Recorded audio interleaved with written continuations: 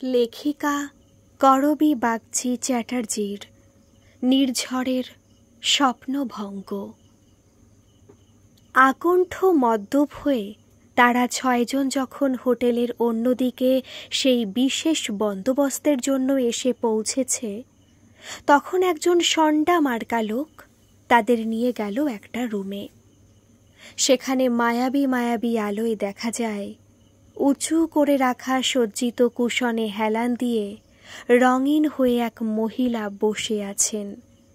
হাতের লম্বা সিগারেটের ধোঁয়া ছাড়তে ছাড়তে তিনি বললেন, বসুন বাবুরা, তা আপনারা পছন্দ করে নেবেন তো? একটু অপেক্ষা করুন, ওরা আসছে। উনি রোজি, মিস রোজি। যদিও বয়স অনেকটাই, তবুও এই নামেই সাবলীল। কয়েক মিনিট পরে প্রায় 15 জন নানা রঙে রাঙানো মেয়ে বিভিন্ন ভঙ্গিতে এসে দাঁড়ালো সেই আলো আধারি ঘরটায়। সবাই যে যার মতো একে চাই, না না ওটাকে চাই বলে নিজেদের মত প্রকাশ করে নিচ্ছে। শুধু একটা মেয়ে কেমন যেন মাথাটা নিচু করে হাত দুটো আড়ষ্ট আর জড়সড় করে দাঁড়িয়ে আছে। তাকে কারোর বোধহয় মনে লাগেনি। নির্ঝর তার নেশায় জড়ানো চোখে বারবার দেখার চেষ্টা করে, আর নেশা নেশা মনেও ভাবে এ যেন তার বড় চেনা চেনা আদল। মাথা নিচু করে দাঁড়ানোটা বিশেষ করে। নির্ঝরের মনে পড়ে সেই কোন ছোটবেলায় বাড়িতে 7-7টা ঝি চাকরের মাঝে তার মা ঠিক এইভাবে মাথা নিচু করে দাঁড়িয়ে দাঁড়িয়ে বাবার অকথ্য গালাগালি আর অপমান শুনছেন। তফাৎ শুধু একটা ছিল বোধহয়, মায়ের ওই নত দৃষ্টিতে এক ফোঁটাও ভয় ছিল না কখনো। ছিল চরম অবজ্ঞা, ছিল অন্যায়কে ডোন্ট কেয়ার করার দারুণ সাহস। মদ্যপ নির্ঝর এলোমেলো এই কথাগুলো ভাবতে ভাবতেই তার নেশায় টলমল অবশ হাতে একটা মেয়েকে দেখালো। নির্ঝর আসলে ওই মাথা নিচু করে দাঁড়িয়ে থাকা মেয়েটাকেই দেখালো। বাবুরা নিজেদের পছন্দ জানানোর সঙ্গে সঙ্গে মেয়েগুলো উধাও হয়ে গেল। আবার ওই শণ্ডা মার্কা 5-6 জন লোক এসে ওই মদ্যপ ছেলেগুলোকে তাদের পছন্দের অভীষ্টে পৌঁছে দিল। নির্ঝর আজ প্রথমবার বন্ধুদের সাথে মদ খেল, তারপর রঙিন আনন্দের জন্য এখানে এলো। পা টলমল অবস্থায় তাকে একটা ঘরের সামনে এনে লোকটা দরজায় হালকা টোকা দিয়ে ভ্যানিশ হয়ে গেছে। দরজা খুলে দাঁড়িয়ে সেই মেয়েটি। না, এখন আর নির্ঝরের তাকে চেনা চেনা লাগলো না। ঝলমলে ধরনের শাড়ি, মুখে রং, ঠোঁটে রং, স্টাইল করে চুল বেঁধে একেবারেই অন্য রকম। একটু সরে দাঁড়াতেই সে ভেতরে ঢুকে পড়ে। টলতে টলতে জুতোগুলো খুলল। মেয়েটা অস্বাভাবিকভাবে তখন তাকিয়ে দেখল নির্ঝরকে। সে হয়তো বুঝতে পারল, আমার মা বলে যে ঘরে ঢোকার আগে জুতো খুলে রাখতে। নির্ঝর ঘরটায় ঢুকে দেখে সুন্দর করে গোছানো, সুগন্ধ ছড়ানো ঘরটার একপাশে সাদা চাদর বিছানো একটা বিছানা। ঘরটাকে বড় স্নিগ্ধ লাগলো তার। বিছানার পাশে এসে দাঁড়ায় সে। হাতের ঘড়ি, পকেটের ফোন সব বের করে সে পাশের ছোট্ট টেবিলে রাখতে রাখতে বলে, একটু শুতে পারি? মনে মনে তার তখন খুব শোবার ইচ্ছে ওই সাদা ধবধবে বিছানাটায়। মেয়েটা তখন কাস্টমার ঘরে এলেই যে গর্ভনিরোধক বা অন্যান্য রোগ প্রতিরোধক বন্দোবস্ত অবশ্যই সঙ্গে রাখতে হয়, সেই প্যাকেট ব্যাগ থেকে বের করে রেডি হতে হতে মনে মনে বলে, শোবার জন্যই তো এসেছেন, তাহলে এত ন্যাকামো করার কি আছে? শরীর এলিয়ে দিয়ে নির্ঝর দেখছে শাড়ির আঁচল বুক থেকে খসে গেছে মেয়েটার। ঢিমি ঢিমি আলোয় বড় মায়াবী মায়াবী লাগলো এই ঘরটাকে, ওই মেয়েটাকে। হাত বাড়িয়ে সে কাছে ডাকে মেয়েটাকে। নীরবে নিঃসংকোচে মেয়েটাও কাছে এসে বসল। আজ রাতটুকু এই বাবু যা যা বলবে সে শুনবে। নাম কি তোমার? জুলি। খুব সুন্দর নাম। এখানে এসে বসো। তোমার এই বিছানাটা বড় নরম। কতদিন পর এমন নরম বিছানায় শুয়েছি, মনে হচ্ছে এক্ষুনি ঘুমিয়ে পড়ি। প্রথম নেশা বড্ড জড়িয়ে দিয়েছে তার জীবটাকে, তবু সে বলেই চলে, তোমার কোলে মাথা রেখে একটু ঘুমোতে পারি? রাত ধীরে ধীরে ঢলতে থাকে, তখনও হয়তো রাত শেষ হতে কিছু বাকি। জুলি ডাকে নির্ঝরকে, এখানে সকাল পর্যন্ত কেউ থাকে না, এটা যে আপনাদের জন্য লজ্জার জায়গা, বাড়ি যান। গোটা রাত জুলির কোলে মাথা রেখে নির্ঝর ঘুমিয়ে কাটিয়েছে। নেশার ঘোর তার প্রায় কেটেই গেছে। সে অত্যন্ত লজ্জিত হয়ে তাই বারবার বলতে থাকে, আমার জন্য তোমার পায়ের অবস্থা কাহিল হয়ে গেছে, তাই না? জুলি এ যাবৎ এমন কাস্টমার কখনো পায়নি, তাই আজ এই পায়ের ব্যথাটাও তার বড় মিষ্টি লাগছে। লুকিয়ে রাখা প্যাকেটটা সে লুকিয়ে লুকিয়ে ব্যাগে রেখে বলল, ভোরের আলো ফুটতে চলেছে, আপনি বাড়ি যান। দরজা খুলে দিয়ে জুলি আবার বলল, আপনি যাবেন কিভাবে? সুন্দর একটা হাসি দিয়ে নির্ঝর বলল, আমার গাড়ি আছে, গতকাল থেকে ওটা এখানেই রয়েছে। নির্ঝর চলে গেছে, হয়তো একেবারে। জুলি বুঝেছে এই ছেলেটা নেশাও প্রথমবার করেছে, এখানেও প্রথমবার এসেছে, তাই এমন একটা অদ্ভুত রাতও সে প্রথমবার শুধু এক সুন্দরী বারবনিতার কোলে মাথা রেখে ঘুমিয়ে কাটিয়ে দিয়েছে। বিছানাটায় হাত বোলাতে বোলাতে জুলি ভাবে, তার জীবনে এমন কাস্টমার কখনো আর আসবে না। গোটা সকাল জুলির একটা ঘোরের মধ্যে কাটল। বারবার চেষ্টা করেও ব্যর্থ হলো সেই গত রাতের মানুষটাকে ভুলতে। তাই মনে মনে তার আজ বড় বিক্ষোভ, আজকের রাতটুকু যদি একটু রেহাই পাওয়া যায়। কিন্তু সে হবার নয়। ঠিক 9টা নাগাদ দরজায় টোকা। দরজা খুলে হতবাকের মতো জুলি স্ট্যাচু হয়ে দাঁড়িয়ে রইল। নির্ঝর আজ আবার এসেছে এখানে। গতরাতে যেমন করে একটা মায়াবী ঘরে একজন আধশোয়া মহিলার কাছে টাকা দিতে হয়েছে, আজকেও সেটাই করেছে নির্ঝর। মিস রোজি মেয়ে পছন্দ করতে বললে সে অনায়াসেই বলে জুলি। মিস রোজির ঠোঁটের আর চোখের অদ্ভুত আঁকাবাঁকা ইশারা নির্ঝরের চোখেও এলো না। এমনকি সন্ডা মার্কা কোনো লোকের সাহায্যেরও সে তোয়াক্কা করল না। নিজের আপন খেয়ালে সে ঠিক এসে উপস্থিত হলো সেই ঠিক ঘরটার দরজার সামনে। জুলি দরজা খুলে যখন হতবাক হয়ে তাকিয়ে আছে ওর দিকে, তখন সে নিজেই বলল, ঘরের বাইরে দাঁড়িয়ে থাকব? আপনি আজকেও? কেন, পরপর 2 দিন বুঝি আসতে নেই? গতরাতে সবকিছু যেন নির্ঝরের মনে গেঁথে রয়েছে। এমনভাবেই সে জুতো খুলে বিছানাটায় এসে বসল। আজও ঘড়িটা ফোনটা সেই একই জায়গায় রাখল। গত রাতে সে দেখেছিল ছোট এই ঘরটার এক কোণে একটা ফ্রিজ আছে। বিছানাটায় বসে নির্ঝর বলল, একটু জল খাওয়াবে? জুলি যখন জলের বোতল থেকে গ্লাসে জল ঢালছে, নির্ঝর আবার বলল, জলের সাথে মিষ্টি দিও যেন। মা বলে শুধু জল কাউকে দিতে নেই, একটু মিষ্টি দিতে হয়। মা তো কিছু না থাকলে গুড় বাতাসা হলেও দেবেই দেবে। তোমার ফ্রিজে মিষ্টি থাকে না? হঠাৎ একটা নীরবতা ছেয়ে গেল ঘরটায়। জুলি খানিকটা চুপ থেকে বলল, এখানে যারা আসেন তারা দামি মদ চায়, তার সাথে খাবার জন্য আরো অনেক কিছু চায়, কিন্তু জল মিষ্টি কেউই চায় না। বেশ তো, আজ শুধু জলই দাও, তারপর এখানে এসে বসো। জুলি এবার মনে মনে একটা বিদ্রূপের হাসি হাসে। সেই তো বলি, গতকাল যা নেশার ঘরে বেকার হয়ে গেছে তাকে আজ উসুল করতে হবে না। লুকিয়ে লুকিয়ে আবার ব্যাগ থেকে সেই আনইউজড প্যাকেটটা বের করে নিজের কাছে রেখে ধীরে ধীরে গিয়ে বসল নির্ঝরের পাশে। আজ সারাদিন আমি তোমার এই ঘরটার কথা, তোমার এই সাদা চাদরে ঢাকা বিছানাটার কথা আর তোমার কথা একটুও ভুলতে পারিনি, তাই আবার চলে এলাম। তুমি কি কিছু ভাবলে জুলি? পাশে বসে নির্ঝরের মুখের দিকে তাকিয়ে ওর এত সুন্দর করে বলা কথাগুলো শুনতে শুনতে জুলি হারিয়ে যাচ্ছিল।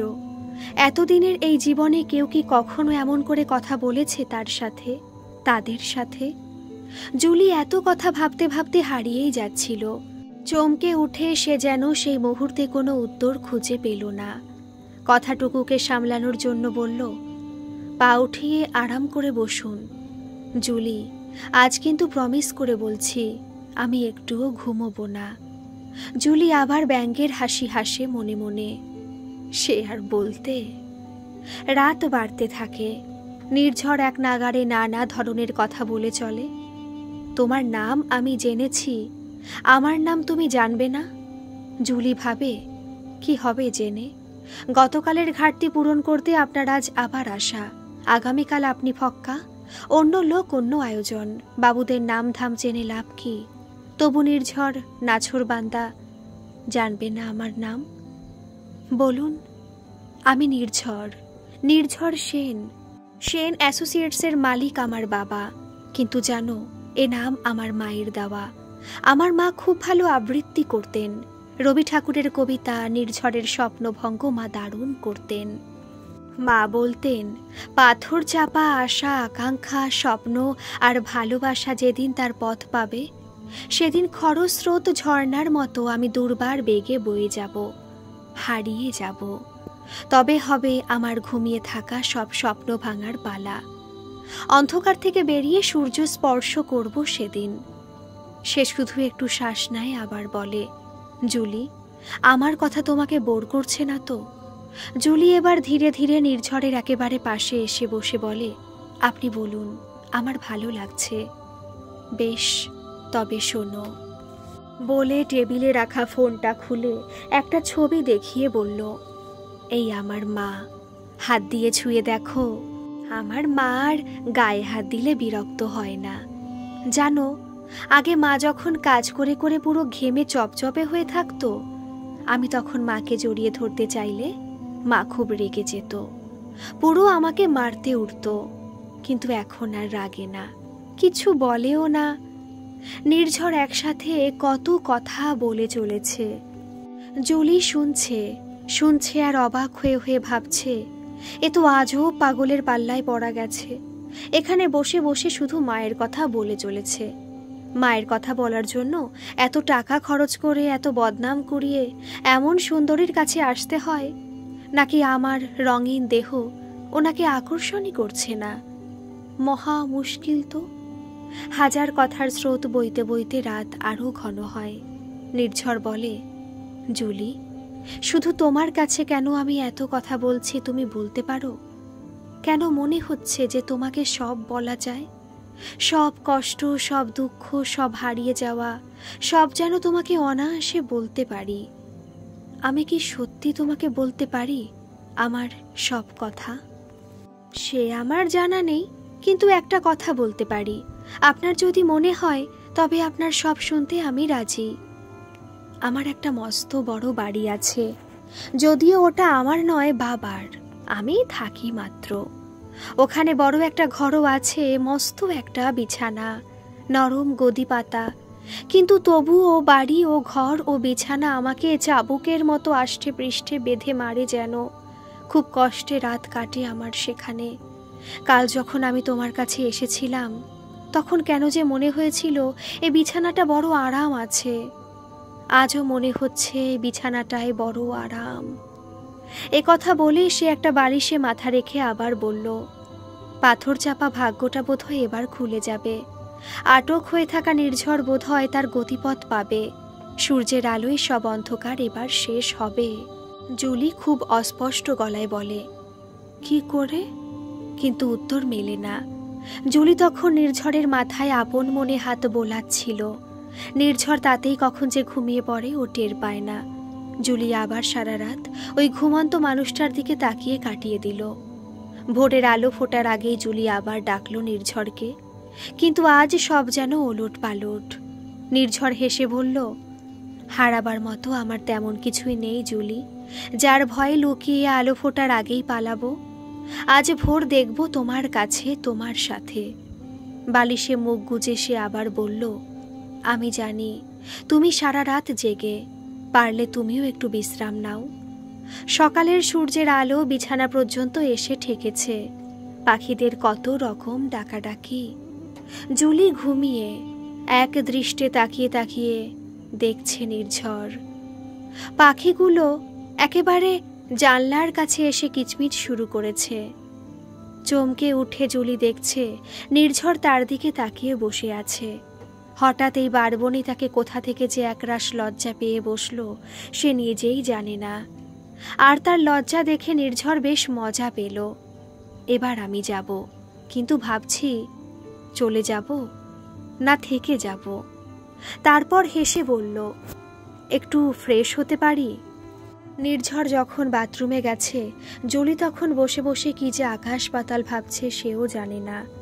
শুধু এই কথাটাই তাকে ভারী অবাক করেছে যে আজও শরীরের কোথাও এতটুকু আঁচড় পর্যন্ত পড়ল না। আনইউজড প্যাকেট সে সেই ব্যাগে আবার রেখে দিল। বেরোবার আগে নির্ঝর জুলির দিকে তাকিয়ে বলল, সকালে তোমার মুখটা আরও সুন্দর, ঠিক জুঁই ফুলের মতো। তুমি আজ থেকে আমার জন্য শুধু জুঁই ফুল? জুলি পলকে যেন চমকে উঠল এ নামটায়। বাইরে তখন বেশ জটলা, নানা ঘর থেকে তখন টোয়াটুই, আকার ইঙ্গিত শুরু হয়ে গেছে। এত বেলা পর্যন্ত সাধারণত কোনো কাস্টমার থাকে না যে। যদিও নির্ঝর এসবের কিছুই বুঝল না, আপন মনে সে বেরিয়ে গেল। বন্ধ দরজার ওপারে আবার শূন্যতা। গত দুদিন জুলি যেন ঘোরের মধ্যে কাটাচ্ছে। এই গত দুটো রাত তাকে যেন কেউ একটা স্বপ্ন দেখাচ্ছে। সে চোখ বন্ধ করে যত নানা বলে চিৎকার করছে, স্বপ্নটা যেন ততই কাছে চলে আসছে। তার মধ্যে আজ নতুন সংযোজন জুঁই। এ নাম যেন তার খুব পরিচিত, যেন পূর্বজন্মের স্মৃতি, যেন জাতির স্বরের অনুভূতি। জুলি ঠায় বসে আছে একটা শব্দের অনুরণন নিয়ে, জুঁই। যেন বহু বহু বছর আগে কোনো এক পূর্বজন্মে কেউ খুব ভালোবেসে আর আদর করে শুধুই বলতো, আমার মেয়ে পুরো জুঁই ফুলের মতো। জুলি হারিয়ে যায়, হারিয়ে যেতে চায়, কিন্তু হারিয়ে যাওয়া অত সোজা নয়। এ যেন ওয়ান ওয়ে রুট, ঢোকার পর আর বেরিয়ে আসা হয় না। তাই বসে থাকার উপায় হলো না। দরজায় টোকা মারার শব্দে তার চিন্তা থেমে গেল। এখানে আরও যারা রয়েছে তাদের আজ কৌতূহলের সীমা নেই। প্রতি রাতে তাদের ঘরে কত ধরনের মানুষের আসা যাওয়া চলে, কিন্তু পরপর দুরাত একই মানুষ, তাও আবার আসে তো আসে, যেতে আর চায় না। কিরে, মন গলেছে নাকি? তা কেমন মরদ সে? খুব রোম্যান্টিক বুঝি? প্রশ্নের ঝড়ের মুখে দিশেহারা জুলি। মনে মনে সে বলে, রোম্যান্টিক না হাতির মাথা, খানিক সময় মা মা করে তারপর ঘুমিয়ে পড়ে। কিন্তু মুখে তার কিছু বলা হয় না। বাবু শুধু ঘুমাতে আসে, এ বোধ হয় তাদের চটকদার সৌন্দর্য আর লাস্যময়ী আচরণের ক্ষেত্রে বিরাট পরাজয়। তবু জুলি মনে মনে ভাবে, কিসের হার? যদি হেরেই গেছি তবে পরপর দুদিন তিনি এলেন কেন? জুলি আবার ভাবে, সেই একটা খুব ভালো লাগামার্কা বিচ্ছিরি স্বপ্ন তাকে কেবল তাড়া করে বেড়াচ্ছে কেন? আজ জুলি দুপুরে খুব ঘুমোবে, কারণ এবার সে নিশ্চিত যে আজ তার কপালে সমস্ত রাতের ভোগ বস্তু হওয়া কেউ আটকাতে পারবে না, কারণ তাদের কাছে ফিরে ফিরে আসার মতো মূর্খতা কেউ বারবার করে না। প্রথমে মিস রোজিকে টাকা দিল, আজ কিন্তু কিছুই তাকে বলতে হলো না। সে বেরিয়ে গেছিল ঘরটা থেকে, তারপর কি যেন মনে করে ফিরে এলো রোজির সামনে। একগুচ্ছ টাকা তার সামনে রেখে বলল, গোটা 7 দিনের জন্য, ঠিক? রোজি অবাক হয়ে থমকালো, তারপর বলল, আর কাহুকে মনে লাগছে নাই আপনার? শুধু একটা মেয়ার জন্য মরে যাচ্ছেন? নির্ঝর চোখে চোখ রেখে বলল, টাকাটা গুনে নেবেন, আজ এখানেই আছি। সরাসরি দরজায় টোকা। নমুনা হয়ে অঙ্গভঙ্গি করে দাঁড়াতে হলো না। বাবু চোখ দিয়ে মেপে মেপে পছন্দ করল না। সোজা ঘরে ঢোকার তাড়া।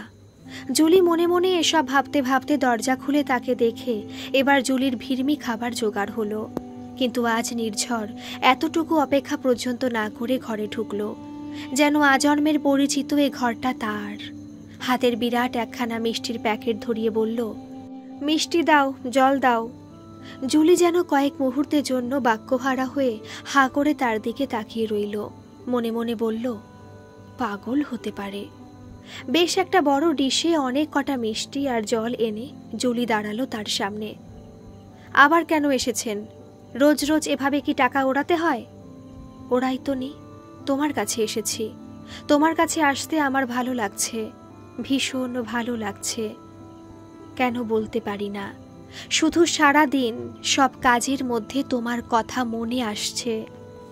তোমাকে দেখতে ইচ্ছে করছে, তোমার কাছে অনেক কথা বলতে ইচ্ছে করছে। মনে হচ্ছে অনেক লোকের ভিড়ে আমি হারিয়ে গেলে শুধু তুমি আমাকে ঠিক খুঁজে নেবে।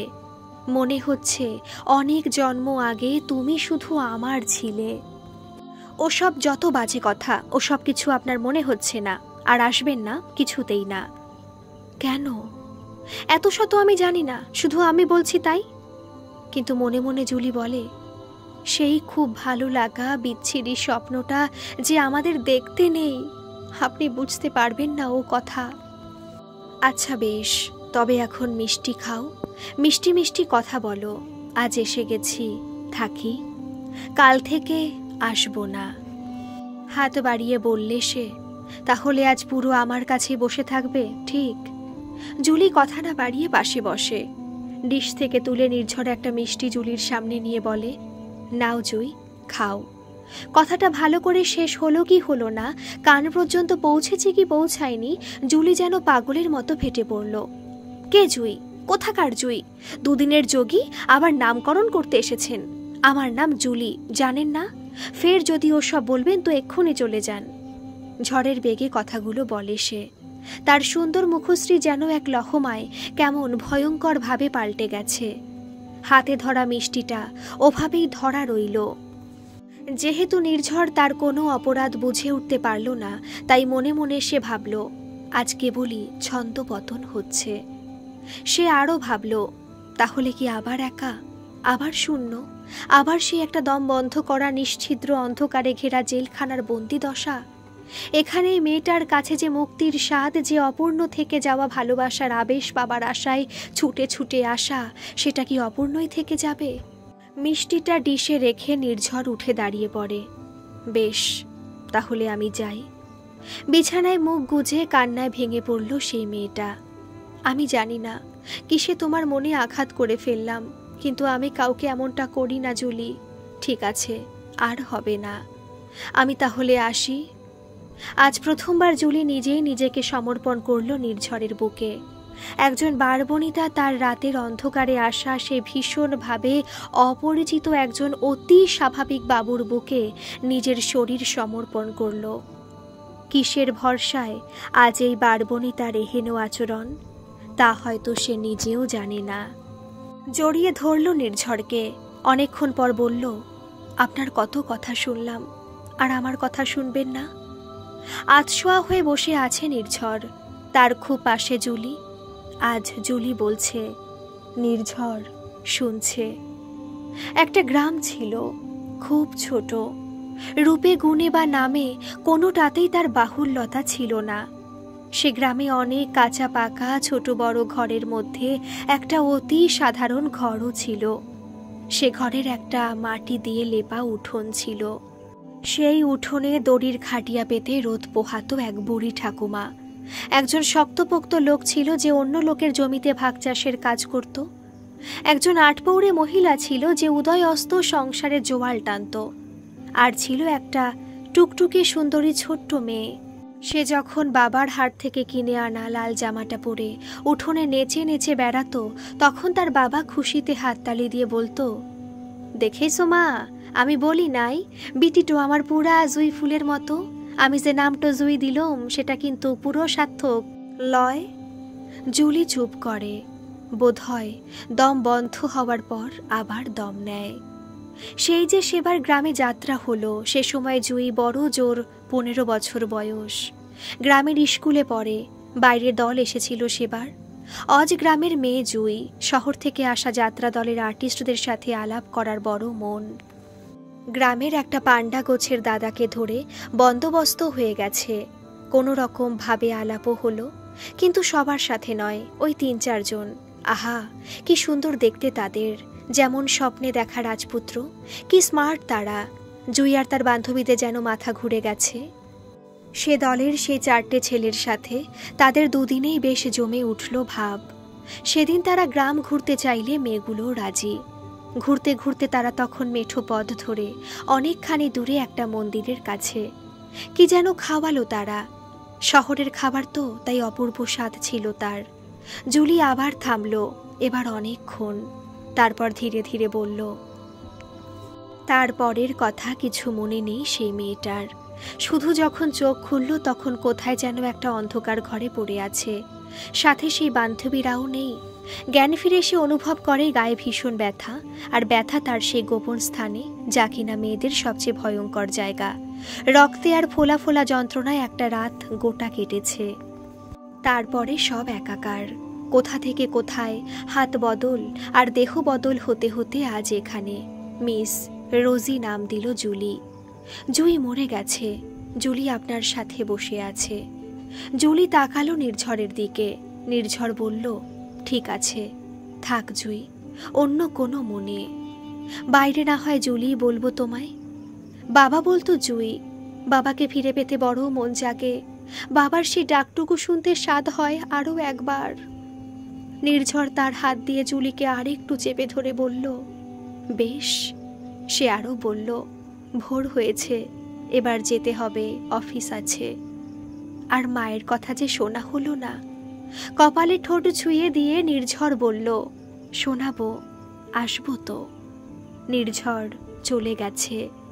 বিছানার চাদর টান টান করতে করতে জুলি ভাবে, যেটা মনে বারবার ভেসে উঠছে সেটা স্বপ্ন, না যেটা গত 3 দিন ধরে তার সাথে ঘটে চলেছে সেটা স্বপ্ন।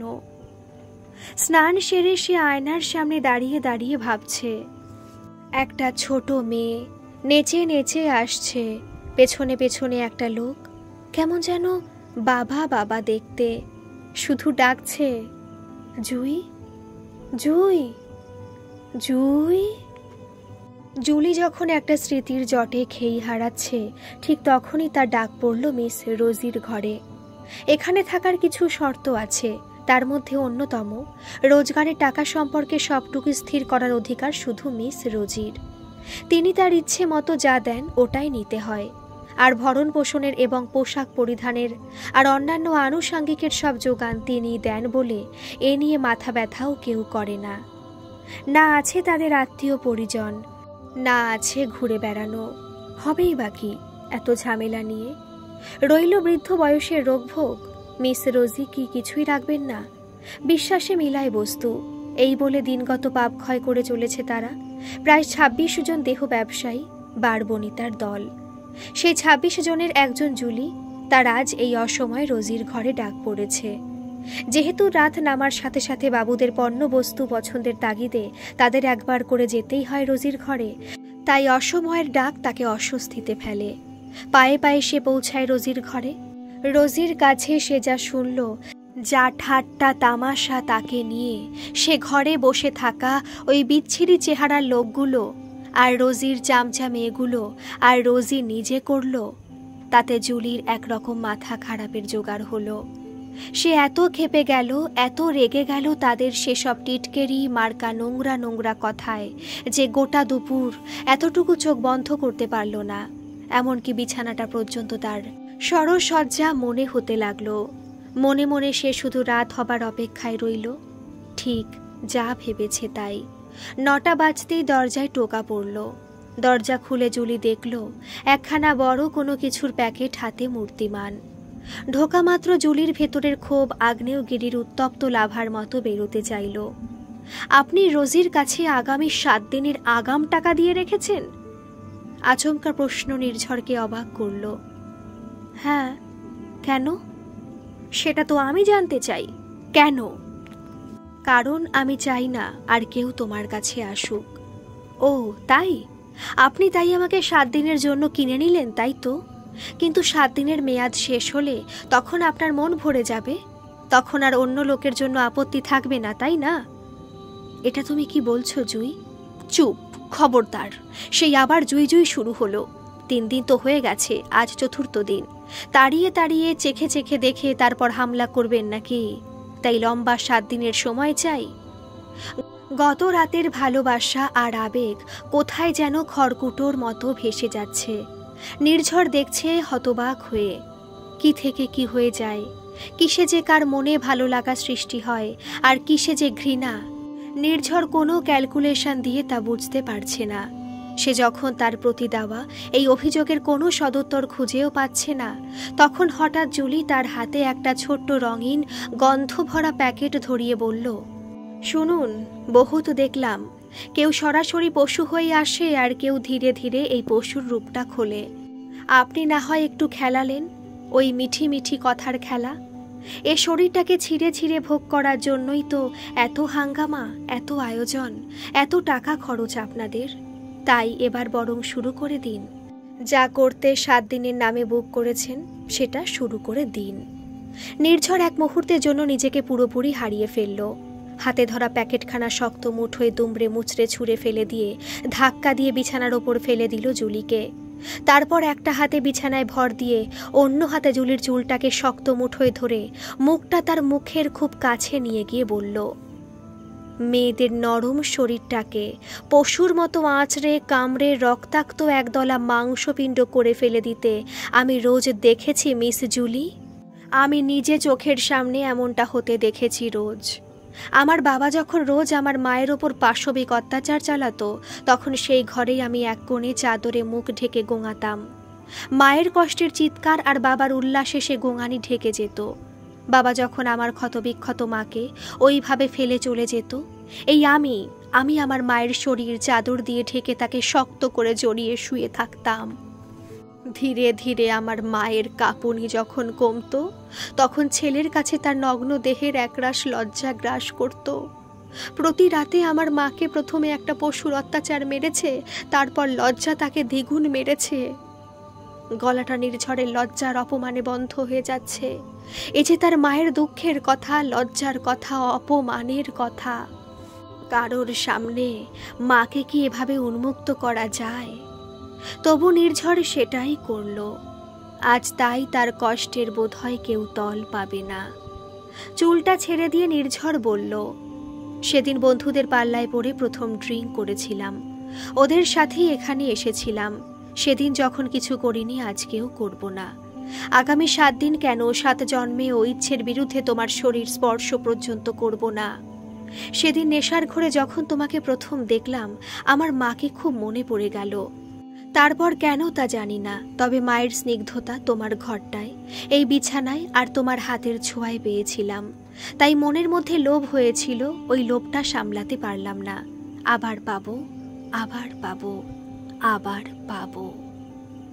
বেশ, আমি আর কখনো আসবো না, কখনো না। জুলি জড় বস্তুর মতো পড়ে রয়েছে বিছানার ওপর। শূন্য ঘরে সে এখন একা। হঠাৎ তার সম্বিত ফিরলে মনে হলো, কোথায় যেতে পারে সে? রাত যে এখন অনেক। আজ এই 3 দিনে কখনো তার ঠিকানা বা ফোন নম্বর পর্যন্ত নেওয়া হয়নি। কেনই বা নেবে সে কোনো বাবুর ঠিকুজে কুষ্টি? কি করবে জুলি? বাইরে বেরিয়ে দেখতে চেষ্টা করে সে, কিন্তু তার সামনে শুধু ধুধু শূন্যতা ছাড়া কিছুই ছিল না। নির্ঝর চলে গেল, হয়তো একেবারে। একদিনের জন্য কি তবে জুলি একটা মানুষের মনের কথাটুকু বুঝতে পারল না? সে কি সত্যি তাহলে বেশ্যা, বারবনিতা, জগতের সবচেয়ে জঘন্য কীটাণুকীট? গোটা ঘরে কোথাও ঠাকুরের একটা ছবি পর্যন্ত নেই। তবু মনে মনে আজ কায় মনোবাক্যে সে প্রার্থনা করে, আরেকটি বার ফিরিয়ে দাও, তাকে হৃদ মাঝারে রাখবো, ছেড়ে দেব না। বিনিদ্র রাত কাটানোর পর জুলি বহু কষ্টে তার ক্লান্ত দেহটাকে বিছানা থেকে উঠালো। অদ্ভুত মানুষের আনাগোনার কাহিনী। মাত্র 3 দিন কি 4 দিন একটা মানুষের সাথে পরিচয়, দেহের কোনো অঙ্গের এতটুকু ছোঁয়া লাগেনি, শুধু মনের মধ্যে মনের ছোঁয়া লেগেছে। তাতেই যেন যুগান্তরের আলাপ, যেন জন্ম জন্মান্তরের আকর্ষণ, আত্মার টান। কোথায় কোথায়? হাহাকার গ্রাস করতে চায় জুলিকে। আজ এই সাদা চাদরে মোড়া বিছানাটাকে গোছানোর তাগিদও অনুভব করল না সে। তবু পাপি পেট কিছু খেতে চায়। বাইরে বেরোতে মন চাইছে না, তবু ফ্রিজ খুলতে সে একগাদা মিষ্টি দেখে তার খাবার ইচ্ছেটুকুও যে শেষ হয়ে গেল। কেন এসেছিলে? কেন সব ওলট পালট করে দিতে তুমি এসেছিলে? বেশ তো ছিলাম, আপন ঘরবাড়ি, মা বাবা, গ্রাম ঠিকানা ভুলে। বেশ তো ছিলাম রোজ রাতে দেহ বদল করে করে। চাহিদা ছিল না, অভিযোগ ছিল না, ছিল না কোনো স্বপ্ন। কেন সব লণ্ডভণ্ড করে দিলে? দিলেই যদি, তবে ছেড়ে চলে গেলে কেন? বাজারি পণ্যের হাত ধরা সোজা, ছেড়ে দেওয়া যে আরও সোজা। আমি জানি তো, আমি জানি। তার সব স্বগোক্ততি বৃথাই তার মনের দেওয়ালে দেওয়ালে আছড়ে পড়ে মরে যাচ্ছে, বিলীন হয়ে যাচ্ছে। হঠাৎ তার চোখে পড়ে ঘরের এক কোণে একটা বড় মতো প্যাকেট। ভুলে গেছেন উনি? কি ছিল এতে? জুলির মনে বোধহয় কোনো আশা জাগে, যদি অফিসের কাগজ হয় অন্তত কিছু তো পাওয়া যাবে, ঠিকানা বা ফোন নম্বর। প্যাকেটখানা খুব যত্ন করে সে খুলে তার বিস্ময় আরও বেড়ে গেল। বুকের ভেতর হু হু করে একটা দম বন্ধ করা কান্না দলা পাকিয়ে উঠল। একটা খুব সুন্দর ড্রেস, নিশ্চিত তারই জন্য। কিছু চাই না, শুধু তোমাকে চাই। হারিয়ে যেও না, ফিরে এসো। না হয় শুধু ভালোবাসাটুকুই থাকবে, তবু একটু কাছে এসো, আর একটু কাছে, মনের কাছে। হিজিবিজি এত প্রলাপ বকতে বকতে সে ক্লান্ত হয়ে যাচ্ছে। রাত বাড়ছে, তার নিষ্ফল আশা আরও তীব্র হচ্ছে। রাত 8:30, 9টা, 9:30, 10টা। পাল পাল প্রতিপাল, ঘন্টা, মিনিট, সেকেন্ড। জুলি ভাবছে সে বোধহয় পাগল হয়ে যাচ্ছে। পরের দিন তথৈবচ, কেউ এলো না, কেউ আসে না। এ কথা বোধহয় জুলির এবার বদ্ধমূল ধারণা হচ্ছে। কিন্তু সে অদ্ভুতভাবে লক্ষ্য করছে, সবার ঘরে রাত রঙিন হবার সাথে সাথে বাবুদের আনাগোনা শুরু হচ্ছে। শুধু তার ঘরে কেউ আসেনি এই দুরাত। কেন? সে 7 দিনের টাকা দিয়ে রেখেছে বলে? না, এ হতেই পারে না। মিস রোজি ও সব ফালতু আবেগে ভাসে না। পরপর দুরাত তার চোখ এড়িয়ে যেতেই পারে না যে সেই বাবু আর আসছে না। তবে মিস রোজি কি হঠাৎ মাদার টেরিজা হয়ে যাচ্ছে নাকি? কিন্তু রোজি মাদার টেরিজা হোক, ক্ষতি নেই, তার তো অকুল পাথার। সেই কোন 15-16 বছরের বেশি ঘর ছাড়া, বিদ্যে বুদ্ধি বলতে শুধু কিছু চটকদারি ম্যাগাজিন পড়তে পারা। রোজি কি তবে তাকে দলচ্যুত করছে? কি এমন বলে গেল সে? এছাড়া যে কোনো কাজ তার জানা নেই। জুলি ভাবছে, এভাবে চলতে থাকলে আমি যে না ঘরকা না ঘাটকা হয়ে যাব। তাহলে কেন রোজি তার ঘরে কাউকে পাঠায় নিয়ে দুরাত? সে মনে মনে অস্থির হয়ে ছুট লাগায় মিস রোজির ঘরের দিকে।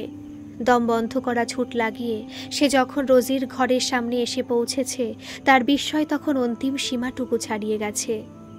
রোজির ঘরের বাইরে একটা চেয়ারে চুপ করে বসে আছে নির্ঝর। ঘরের ভেতর থেকে রোজি জুলিকে দেখে চিৎকার করে বলছে, আরে জুলি, তোদের ফান্ডাটা কি বলতো? এই ছিলাটা কালকেও গোটা রাত এখানে বসে কাটালেক, আজও বসে আছে। যেছে নাই কেন তোর ঘরে? লিয়ে যা, যা এখান থেকে। রোজির গলায় বেশ উত্তাপ শোনা গেল। পায়ে পায়ে কাছে গেল সে। ঘরে চলুন। নির্ঝর তাকালো তার দিকে, চুপচাপ উঠল। তারপর বাধ্য ছেলের মতো হাঁটা লাগালো জুলির পেছনে পেছনে। ঘরের সামনে দাঁড়িয়ে নির্ঝর। জুলি হেসে বলল, মা বলে ঘরে ঢোকার আগে জুতো খুলে তারপর ঢুকতে হয়। নির্ঝর আবার তাকিয়ে থাকে জুলির দিকে। তাড়িয়ে দিলাম, তবু আশা চাই। চাই তো ওখানে বসে আছেন কেন? আমি না গেলে তো জানতেই পারতাম না তাহলে বসে থাকার মানে। আমি জানতাম তুমি আসবেই। জুলির হৃৎপিণ্ডের শব্দটা যেন ক্রমশ বাড়ছে। সে নির্ঝরের খুব কাছে এসে বলল, কেন? কেন আমি আসবই? আমি ভালোবেসেছি বলে। আর আমি জানি না তো। কিন্তু জুলি মনে মনে চিৎকার করে 1000বার বলল, ভালোবাসছি, আমিও ভালোবেসে ফেলছি। নির্ঝর বলল, কিন্তু আমি বিশ্বাস করি একজন আরেকজনের মনের কথা যদি বুঝতেই না পারি তবে সে ভালোবাসা অসম্পূর্ণ। তাই আমি বিশ্বাস করি তোমার মনেও ওই একটাই কথা বেজে চলেছে। তা না হলে তুমি কিছুতেই যেতে না সেখানে। তুমি আমার কথা ভেবেছ। 3-4 দিনের দেখাই বুঝি ভালোবাসা হয়? যদি হবার হয় তবে এতেই হয়, আর না হলে 3 যুগেও হয় না। যারা ভালোবাসার আগে অনেক হিসেব করে তারা হয়তো ঠিক, কিন্তু তাতে বোধহয় হিসেবটাই বড় হয়ে থেকে যায়, ভালোবাসাটা নয়। বড় প্যাকেটখানা দেখিয়ে জুলি এবার বলল, ওটা কি? তোমার জন্য। কিনতে পারি না, তবু চেষ্টা করেছি। পরে দেখাই। জুলি সেখানেই পরল নতুন পোশাকখানা। জুলি বলল, তাকান। নির্ঝর দেখল অতি বিচ্ছিরি একটা ঢলঢলে পোশাক।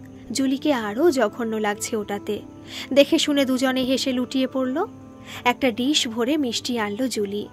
সারাদিন কিছু খাইনি আমি। নির্ঝর মুখে মিষ্টি দিতে দিতেই অনেক আদর করল তাকে। আজ গোটা রাত এক অপূর্ব সুন্দর ঘোরের মধ্যে কাটল তাদের। ভোর হয়েছে। আজ জুলি শক্ত করে ধরে রেখেছে নির্ঝরকে। কিছুতেই ছাড়া যাবে না। ছাড়লে আবার যদি হারিয়ে যায়। ঘুরতে যাবে জুই? তুমি আর আমি। এক দৃষ্টে তাকিয়ে আছে জুলি। সেও কি সম্ভব? মিস রোজি ছাড়বেই না। দেখা যাক। নির্ঝর আবার চলে গেল। আজ বুঝি আনন্দে জুলির দু চোখে ঘুম এলো না। সমস্ত দুপুর, সমস্ত দিন সে এক অপূর্ব আবেশে কাটালো, শুধু রাত আসার অপেক্ষায়। আজকের পর্ব এই পর্যন্তই থাক। দ্বিতীয় পর্ব আজ সন্ধ্যা 7:30টায় আমার চ্যানেলে আপলোড করা হবে এবং তৃতীয় ও অন্তিম পর্বই কাল দুপুর 12:47-এ আমার চ্যানেলে আপলোড করা হবে। প্লিজ প্রতিটা ধারাবাহিক গল্পের মতো আমার পাশে থাকবেন। আর কেমন লাগছে কমেন্ট করে কিন্তু অবশ্যই জানাবেন। ধন্যবাদ।